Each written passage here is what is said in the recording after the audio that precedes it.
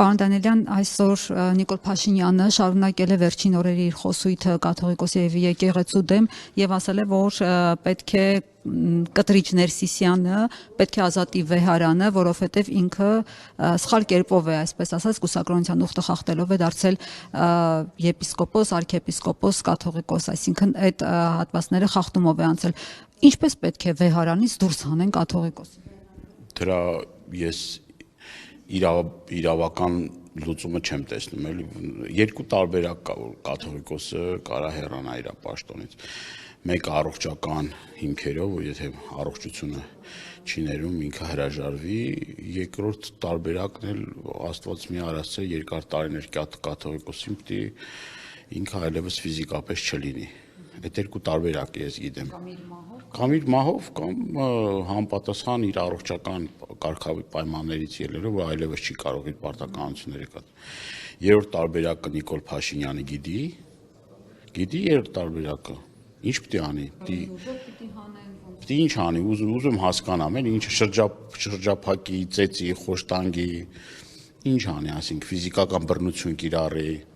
Ինչ ա ուզում, թող ասի ինչ ա ուզում անի, էլի մի հատ հասկանանք այդ մարդը ինչ ա ուզում անի։ Մնացած բոլոր ճանապարհներն ու մնացած բոլոր ուղիները ոչ իրավական են, ոչ օրինական են, ոչ էլ բարոյական են։ Ոչ մի նման, այսինքն դա այնքան պարզ է, ես չգիտեմ, այս մարդը ինչ շեղումներ ունի, ինչ ունի, բայց ամեն օր այդ ստատուսները գրելով չեմ հասկանում էլ ինչ ա այդպես, ինչ ա ուզում անի, այս մարդը չեմ կարող հասկանամ էլ։ Ասել է ապացույցներ կներկայացնեմ, որ զավակ ունի կաթողիկոսը, ԴՆԹ թեստը ըստ էության հանելու չգիտի։ Գիտեք, նախ աբսուրդ է, ինչ որ ես չեմ կարծում, թե ինքը բլեֆ անում, նման բան չկա, բայց համենայն դեպս ինչ վերաբերվում է նրան, որ նաև ինքը ասում էր, որ տեսեք եկեղեցականները խախտումներ են արել եւ այլ, ինքը ինչեր է արել այս ժողովրդի գլխին, այս պետության գլխին, ինչ չարիք ասես բերել է, ինչքան դժբախտություն ասես բերել է, ամեն օր մի հատ 18 թվականի ելույթները նայեք, խոստումները նայեք եւ այսօրվա իրավիճակը, այս 7 տարիների ընթացքում ամեն օր ինքը առիթ է տվել, որ իրան հեռացնեն այդ պաշտոնից, ամեն օր։ Այսինքն ես չգիտեմ, ինքը ինձ թվում է տենց անում, որ ուշադրությունը իրանից իրավից շեղեն, կամ էլ են վարկածը, որ իրապես ճնշում կա ադրբեջանական կողմից, որ այս արշավը սկսեն, եւ դա տեղի ունեցել հայտնի Տիրանայում սուրճի սեղանի շուրջ, այսպես ասած, բանավոր իր փոխմբռնումների արդյունքում։ Ես տենց ողջամիտ կասկած ունեմ, քանի որ տեսեք, ես մի քանի օր առաջ Փաշիզադեի նույն խոսքերն եմ լսում, որ հայ առաքելական Սուրբ եկեղեցին քաղաքականությամբ զբաղվում, իրավունք չունի զբաղվի քաղաքականությամբ, նման չի հայտնի գործի չի խոսույթին։ Մեկին մեկ ինչ որ ասում է Փաշիզադեն, նույնը կրկնում է Փաշինյանը, այսինքն դրեք իր կողքի այդ երկու ասածները կարող եք գտնել համացանցում կա եւ տարբերություններ չեք գտնի Փաշիզադեի խոսույթի եւ Փաշինյանի խոսույթի միջեւ։ Ասում է, որ կաթողիկոսը պիտի լինի իսկապես այդ ուխտերին հավատարիմ, սրբադասված մեկը։ Այդ ում են ուզում Գարեգին, ումով են ուզում փոխարինեն, հա Գարեգին բային ձեր կա։ Չեմ կպում հարմար տես տեխնացու կա։ Կապ չունի, իրանց պարագայում այդ բոլոր, գիտեք ինչ, երեսպաշտություն է, էլի։ Ես չեմ ուզում շատ տեղերի մեջ մտնեմ, բայց եթե իրենք տենց այդ հավատքով մարդիկ էին, եթե իրանք, այս տարիների ընթացքում մի անգամ չտեսանք եկեղեցի մտնեն, պատարագի մասնակցեն։ Հիմա ոնց որ հավատավոր են դարել, հիմա ոնց որ եկեղեցիներ են մտնում։ Բացի այդ, գիտեք, իր հայտնի խոսույթը Չուլաների մասին, եկեղեցու նկատմամբ իրենց արգահատելի վերաբերմունքի մասին, այդ թիմի վերաբերմունքի մասին հայ առաքելական Սուրբ եկեղեցու եւ նրա սրբազան հայրերի մասին, այսինքն պարզ ակնհայտ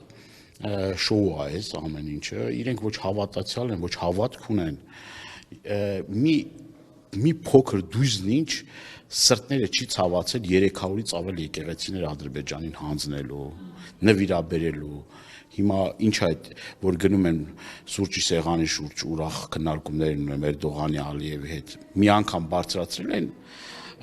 հայկական եկեղեցիների ավիրելու թեմաներին, գերեզմանները պղծելու թեմաները։ Դրանք էլ ադրբեջանցիներն էլ ասում են, բա գիտեք ինչ,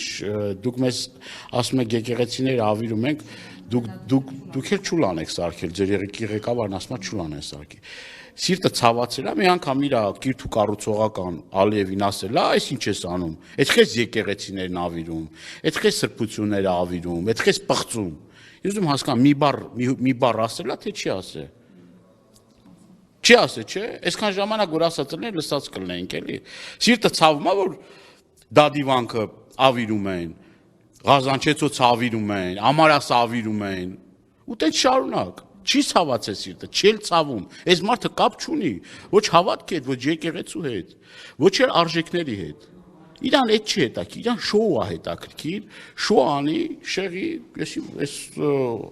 ես չգիտեմ, էլի նոր զիջումների ֆոնին, որ նոր զիջումներ անելու, նոր հայրենահանձնումներ անելու։ Այն քիչ որ դուք չգայիք եւ հարցազրույց չխնդրեիք, ես կադաստրի պետին հենց այդ է հարցնելու։ Ուրա իրանցի վկայականները, որ մարդիկ ունեին, այդ կադաստրի վկայականները, ուր այդ մարդկանց հողը, որ տվել եք այդ վկայականը։ Հասցնեք դեռ գնալ հարցնել, բայց պարոն Դանիելյան մի կարճ հարցել իմպիչմենտի հետ կապված, ինչպես գիտեք, պատիվ ունեմ խմբակցությունը Մասիսի քաղաքապետ Դավիթ Համբարձումյանի տեխնացությունն է առաջադրում, դուք կաջակցեք թե չէ կաջակցի։ Ես Տավուշից նոր եմ եկել, չգիտեմ, ես ֆրակցիայի իմ գործընկերներին չեմ տեսել, քննարկում չի եղել։ Կլինի կասեն, հայտարարություն կանեն, նոր եմ եկել էլի դե։ Դուք անձամբ դեմ եք, որ Նիկոլ Փաշինյանը չլինի, լինի Դավիթ Համբարձումյանը։ Թող թող ֆրակցիան իր կարծիք հայտնի, իր տեսակետը հայտնի, քննարկումը լինի։ Բայց ամեն падգամավոր իր խղճի մտոք չպիտի այդ հարցը լուծի։ Այսինքն ինչ անշարքում խղճ, հա էլի խղճի մտոք է, բայց ֆրակցիայում չքննարկվի այդ հարցը։ Քննարկվի թե չքննարկվի։ Վերջ ես ֆրակցիայի անդամ եմ էլի։ Ես խոսք եմ տալի իմ դիրքորոշումը կասեմ, բայց ֆրակցիայի դիրքորոշումը Անհատական է, չէ՞, քանի որ ձեզ էլ նաև անհատական նամակներ էին գրել։ Ես նոր եմ իմացել, Տավուշում եմ եղել, թույլ տուր իմ գործընկերների հետ քննարկեմ, կլինի քննարկեմ, թույլ կտաս քննարկեմ իմ գործընկերների հետ։ Թույլ տուր քննարկենք, Հայտնում ձեր անձնական կարծիքը։ թույլ տվեք քննարկեմ, մի պնդեք, հա, խնդրում եմ։ Ես ձեզ բավականին շատ հարգում եմ, ընդունում եմ, բայց թույլ տվեք մենք քննարկում կանենք, ես էլ կասեմ իմ կարծիքը։